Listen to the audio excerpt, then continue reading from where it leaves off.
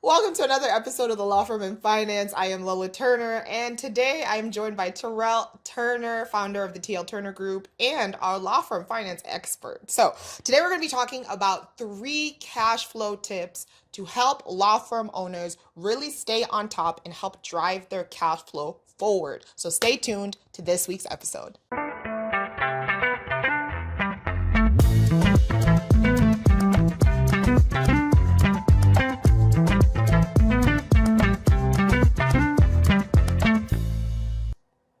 So one of the things that we talk about on the show a lot of times is cash is king. Like that's something that you said, that's something we talk about. But like as a law firm owner, when you're thinking about practically managing your cash flow, like what are some of the things that you would say as a law firm owner, like, hey, you need to be focused on this, and just coming from conversations we've had with clients, law firm owner clients that we support. Yeah, so three things I always tell law firm owners is first one is we got to stay on top of billing. The second one is we need to understand your payment timing. And then the third one is we need to build out a cash flow forecast. Because if you don't have one of those, then you're missing an essential tool. Okay, so all really good points. I want to spend some time kind of diving into each one. So let's start with the first point that you made, which the first point you made was really just talking about staying on top of your billing. Yeah. What does that look like? Because Yeah. I think when you say it, it just is like, all right, like everybody knows that. But we have seen that doesn't really happen a lot of times. Like not everybody knows that. So when we talk about like staying on top of your billing, like what does that look like for a law firm owner? Yeah, so for a law firm, I mean, staying on top of your billing, I think the first one is making sure you're sending out the invoices. Now, surprisingly, there are a lot of law firm owners where they're busy doing the legal work and they're not sending the invoices to their clients. And sometimes it's because of, hey, they ask for a big retainer up front, or they have access to a line of credit or something like that to where they're pulling cash from that to run their operation and they're not sending invoices to their clients. And so that's step one of staying on top of your billing. And then the next part is following up to make sure the clients are actually paying their invoices. Now, one of the things that I see a lot of times is if you have not sent your clients the invoices, let's say you've been doing work for the last 3 months, and you haven't sent them the invoice to replenish their retainer or for them to pay for the service because you've been just using cash from different places to fund your business, what ends up happening when you finally send them that invoice, there may be a bit of sticker shock and they may be upset. And there have been some clients who then they give your firm a bad review because they feel some type of way about the billing process. Like, your legal services were stellar, but because of your billing process, it just really made the experience not good for them. Yeah. And you got a bad review, which impacts you with getting more clients. And so I always say is you want to have a steady pace on like, hey, do we do the billing every 2 weeks? Do we do it every week? Do we do it once a month? Whatever your cadence is, let's set up a process and let's get it done, because people will not pay you unless you ask for the money that they owe you. Yeah, no, that's good. And just another question on the billing piece and staying on top of it. What's your recommendation just on managing like the retainer piece? So like you mentioned, a lot of times law firm owners are saying, hey, I have a big retainer that I collected up front. Let me not continue to, let me just kind of, they get comfortable basically working off of that retainer and helping that cash helping run their business. What's your recommendation on, okay, do you leave the retainer alone? Like how do you recommend managing that? Yeah, so I mean, what the retainer is this a buffer? I mean, so let's say, for example, your retainer is, let's say, $5,000 up front. They pay the $5,000 up front. As you're doing legal work, what you're doing is at the end of, let's say, month one, you send them an invoice for all the hours that you worked in month one. So they're replenishing the retainer. So really what the retainer helps you do is it helps you collect the money up front for the work you're going to do. And then once you do the work, you pull that money out of the retainer. Well, that invoice you sent out is going to get them to bring the retainer balance back to the 7,000 or whatever the level is. It helps bring the retainer back to that level. So you always know there is some money that I can pull from for the work that we're doing. Like, we're not going to go in the hole or go into the negative is the idea with the retainer. Got it. Okay, that makes sense. Second thing that you mentioned when it comes to just managing your cash flow and staying on top of things. The second one, can we spend a little bit more time on that? I'm trying to remember. What was the Yeah, second so point that one on? is where we're looking at the timing of the expenses. Now, this one becomes very important because, the general rule is you want to make sure you kind of align. Like, you don't want to have to pay your vendors before you get paid from your customers. And this becomes a big problem for a lot of businesses. And there was one conference that I did in Atlanta with a group of law firm owners. And one of the things that I did is I said, hey, here's how this looks. So we took a law firm and we pulled all of the payments that they had made for the last 6 months. And I looked at, hey, the average day that they usually pay. And so once we looked at it, we said, okay, all right, this person is usually paying like 65% of their expenses within the first 15 days of the month. So for that firm, let's say they had I think it was about $50,000 in expenses that they were paying before the 15th of the month. And then when we said, okay, let's look at the timing on when you actually collect.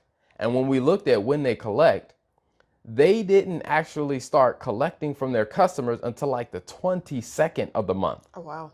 So that means you have on the front, in the first 15 days, you have all of this money going out.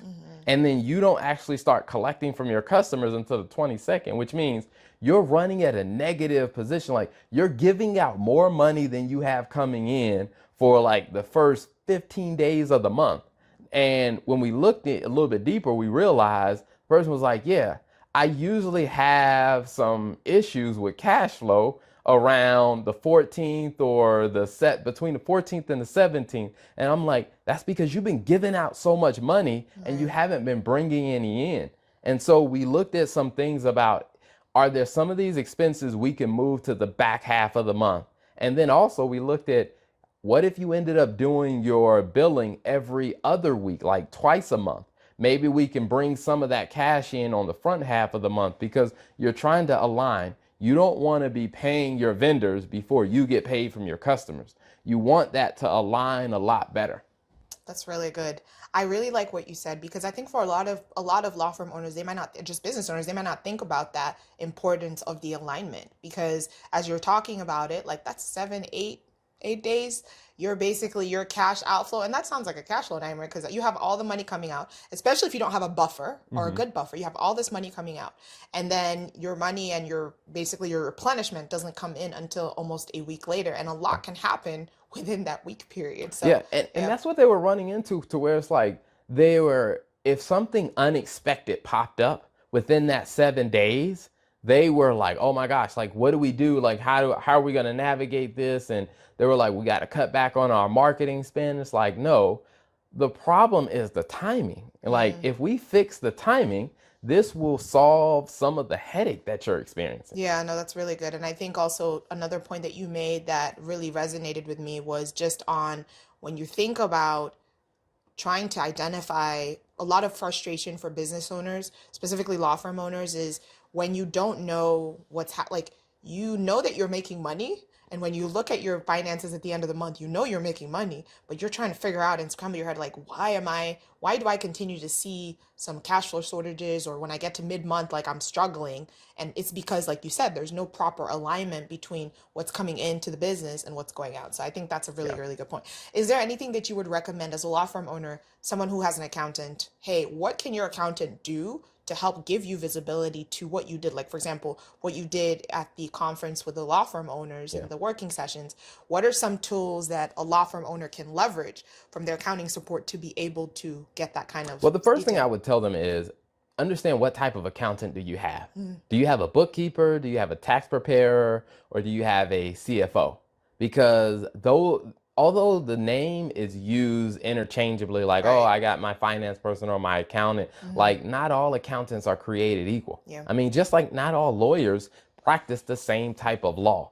So you do want to understand, like, what type of person are you dealing with? Is this just a bookkeeper? If it's a bookkeeper, maybe what they can do is some basic analysis where they can provide you things with like, hey, what is your AR balance? What's your AP balance? What's your credit card balance? Like they can report the numbers to you. Now, if you're just dealing with a tax preparer, they probably aren't going to look at any of that. I mean, Exactly. that's just not their area of expertise. Hmm. But now, if you have a CFO, then you can go a bit deeper of like, now we can create the tools that we need. Like we can create some more advanced tools. Like the third thing I mentioned was like the cash flow forecast. Exactly. Like you're probably going to need a CFO minded person to create something like that. And so one of the things that I tell people is first understand what type of accountant you have. If you just have a bookkeeper, then they're probably not going to be able to create the advanced stuff for you. They'll probably be able to feed you some reports on what you need, or I guess tell you where things are.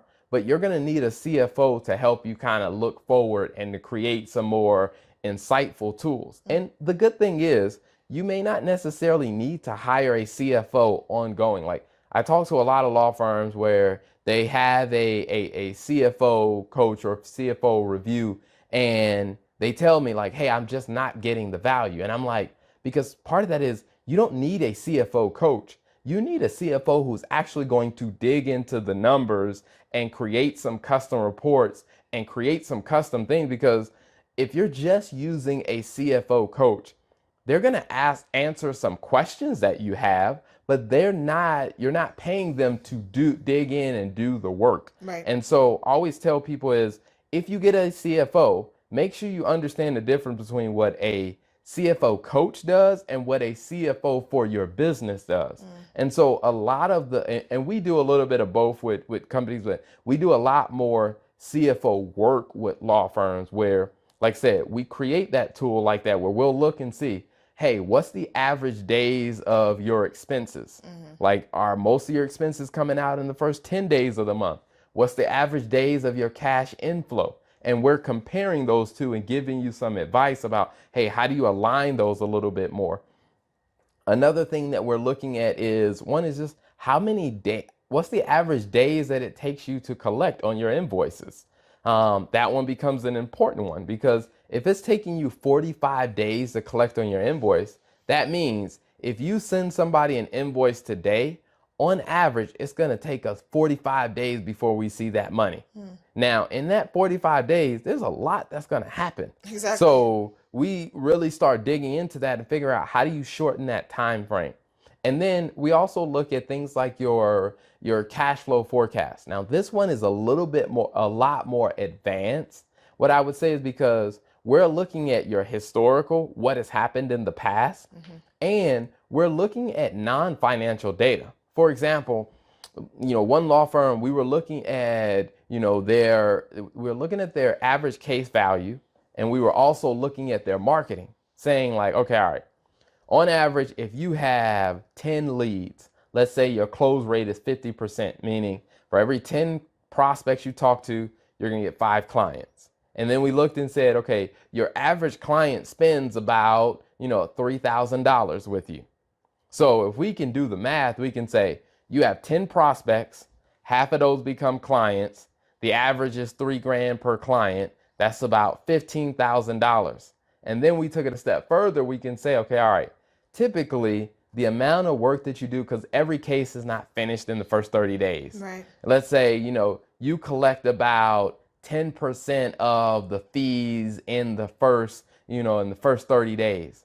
So you got $15,000, 10% of that is $1,500. So I'm like, we can kind of predict what your cash is going to look like in the future because we're combining financial plus non-financial data to help you. And I think when we started building those out for law firms, what it started helping them see is like, oh, here's why I'm running into cash problems, or hey, let's go back and have a conversation with your marketing company and tell them, hey, we need this many leads to come in.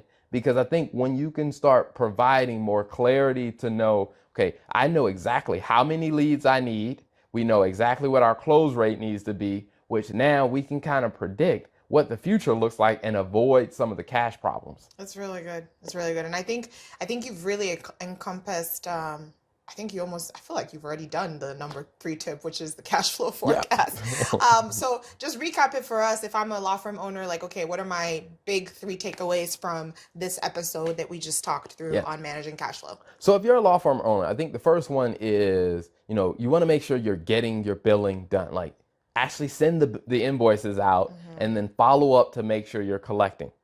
Number two is you want to look at kind of your alignment on when are you paying your vendors versus when your customers are paying you, because you want to make sure that you're not spending more money than you have actually coming in the door, or you want to make sure that the timing makes sense to avoid, the cash flow timing issue. And then I think the third one is building out a cash flow forecast. Now, you're going to need a good CFO that can help you build it out. And it may not necessarily be something where you need to hire a CFO ongoing. Like Right. there are some firms that, hey, they pay us anywhere from, $2,000 to let's say $4,000 for 3 months for us to build out those tools for them. And then we can train their bookkeeper on how to update those tools moving forward. Right. And then there are some that are like, hey, we need your ongoing support. So like, hey, we need you to continue working with us. So you can find a good CFO for either scenario, but you want to make sure, does that person understand how to look at financial and non-financial data to help me come up with actionable things that I can do to solve these problems and make my law firm better? I think that's a really good point to wrap it up. And the last thing I would say is I don't just something to be mindful of for law firm owners is the fact that it shouldn't be an all or nothing approach when it comes to hiring accounting help, any sort of accounting help, specifically when it comes to CFOs, because like you said, the more complex models and models that you talked about will require someone that has a bit more experience and a bit more in-depth knowledge. So don't be afraid to hire someone temporarily, like you said, where we have, we'll come into law firms and we'll support them for 3 months or 4 months, get them up and running, and then hand it over for someone to manage it.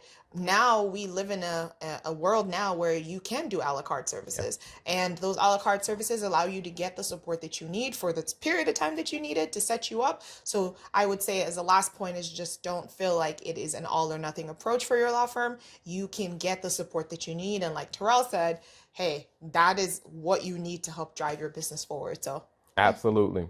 So, hey, thanks for tuning in to another episode of the Law and Finance Show, where we talk about the business side of running a law firm. Now, if you know a law firm that needs this insider information, share this with them, because there are a lot of law firms that are struggling with cash flow and cash problems, and that doesn't need to be the case. So, thanks for tuning in.